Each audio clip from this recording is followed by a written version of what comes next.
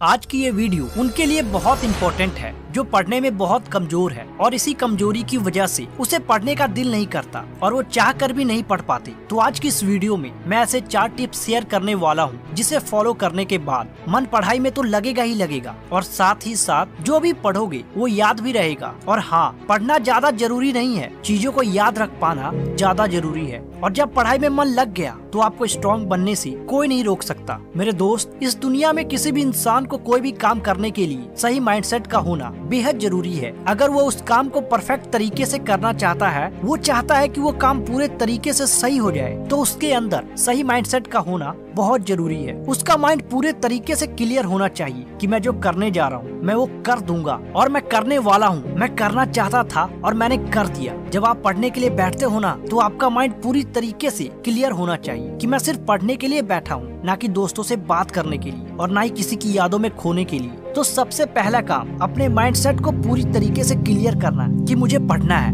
बस मुझे पढ़ना है। Number 2, right time to study. पढ़ाई का सही वक्त ये आपको डिसाइड करना है कि सुबह में पढ़ने में मजा आता है या फिर रात में पढ़ने में या फिर दोपहर में या फिर ऐसा वक्त जब आपके आसपास कोई भी ना हो, पूरे तरीके से डिस्ट्रैक्शन खत्म हो। उस वक्त सही टाइम देखकर ही पढ़ाई करें, क्योंकि ऐसा करने से आप काफी लंबे समय तक पढ़ाई कर पाएंगे। मैं मॉर्निंग में सजेस्ट करूंगा कि आप पढ़ाई करें, क्योंकि उस वक्त आपके पास बहुत ज्यादा एनर्जी होती है। जो पढ़ेंगे सब याद रहेगा।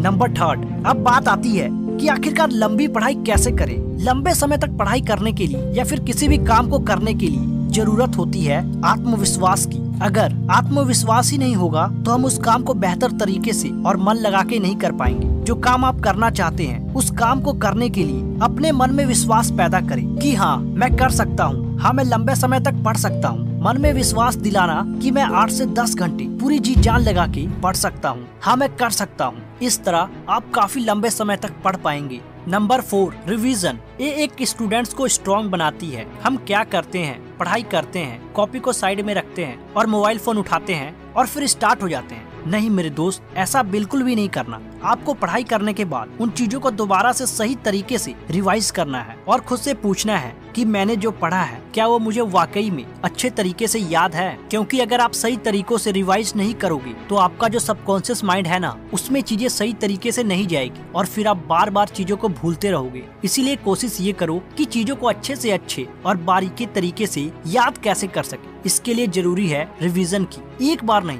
2 बार नहीं, बार बार पढ़ो, ताकि जब आप सोने भी जाओ तो आपके माइंड में पढ़ाई के डर की जगह रिवीजन घूमे। क्योंकि दोस्त, जिंदगी कांटों का सफर है, हौसला इसकी पहचान है। रास्ते पर तो सभी चलते हैं, जो रास्ता बनाए वही इंसान है। अगर मेहनत आदत बन जाए तो कामयाबी मुकद्दर बन जाती है। सफर थोड़ा कठिन है, लेकिन हिम्मत नहीं हारूंगा, इतना तो भरोसा है खुद पे। इस बार बाजी मैं ही मारूंगा।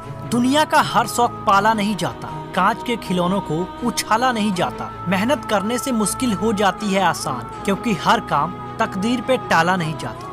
इसीलिए कह रहा हूँ, समय मत देखो, बुक्स को देखो। तैयारी अभी अधूरी है, उसे पूरा करो, उसे पूरा करो।